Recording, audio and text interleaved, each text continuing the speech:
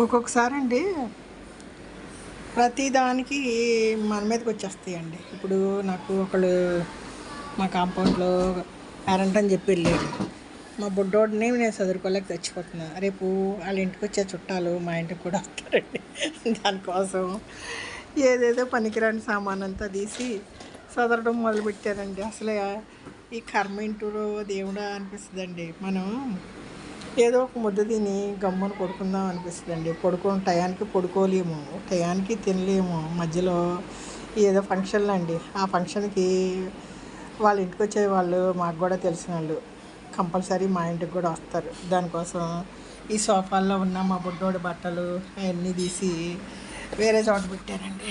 ఇవన్నీ చదివేసి సోఫా కవర్లన్నీ మార్చుదాం. మనకంటే ఎక్స్ట్రా పనులండి ఏంటి.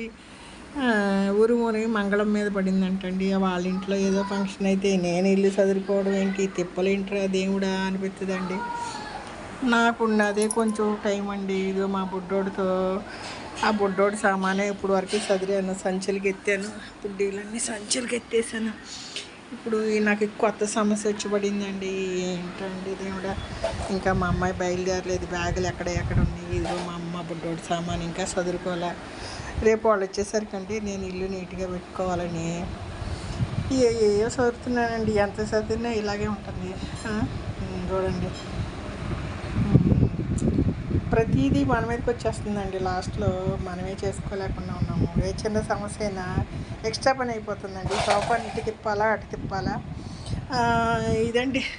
ఎక్కడ చూసినా పనికిరాని సామాన్తో నాకు ఒక పట్టాన్ని పని అవటం లేదండి. మా బుడ్డోడు తొట్లు గిట్లు అన్నీ సదిరి ఇప్పుడే అండి ఒక రెండు బస్తాలకి సంచులు, కుర్చీలు, ఇవన్నీ ఏదో సైకిళ్ళు ఇవన్నీ ఒక మూలకు తోస్తున్నా. తర్వాత ఇల్లు ఊడ్చి మాపేసుకురావాలి.